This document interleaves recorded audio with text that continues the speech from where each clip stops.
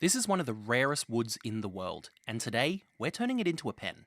This is Wollemi pine. There's less than 100 trees left in the wild, hidden in a secret protected location. And if it looks prehistoric, that's because it is. The species is over 200 million years old, one of the world's oldest, and was thought to be extinct until a small grove was discovered.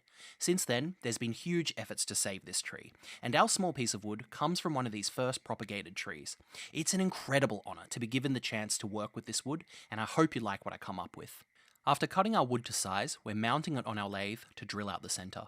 Here we're using a special metric hating 27/64 brad point drill bit to get a precise hole for our brass insert.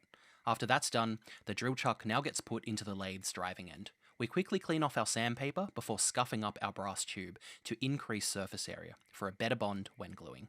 We're using araldite, activated by mixing tubes A and B in a 1:1 ratio. The smell is ugh, but some people love it. We glue this into our drilled blank and leave it to cure for a day. The next day, we use a pen mill or barrel trimmer to true up both our ends to 90 degrees, then use a pen reaming tool to deburr the brass edges. Deburring is very satisfying.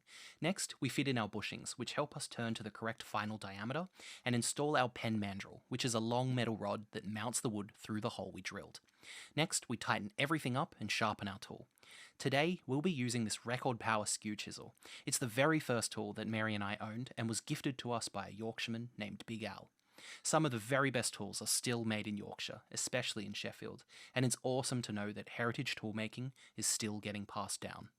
You'll see me feeling the wood to check for smoothness before delicately shaving the piece flush with our bushings.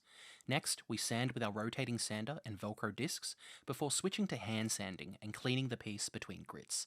Today, we're sanding to 1500 grit, as required by our finish. We'll be doing a two-part finish of Triple E and Glow for this project. The Triple E forms our base layer and is a paste wax containing an ultra-fine abrasive that polishes our piece to a high sheen, like it's being sanded up to 20,000 grit. Our Glow then goes on top. This is a shellac and wax hybrid, forming a shiny, durable layer that fuses to the wood through heat from the friction between the spinning lathe and the rag. As used rags can self-ignite, we then make sure to dispose of them into this jug of water, and give everything a good shake. Alright, let's put this together. This pen is gold titanium plated, beautiful and hard-wearing. There's a Swarovski crystal in the clip from Austria, and the writing tip is a Swiss-made tungsten carbide ballpoint, with Parker pen ink from Germany.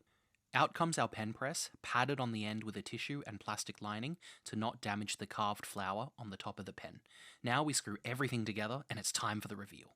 So, what do you think? Did we do this super rare wood justice? Let me know your thoughts.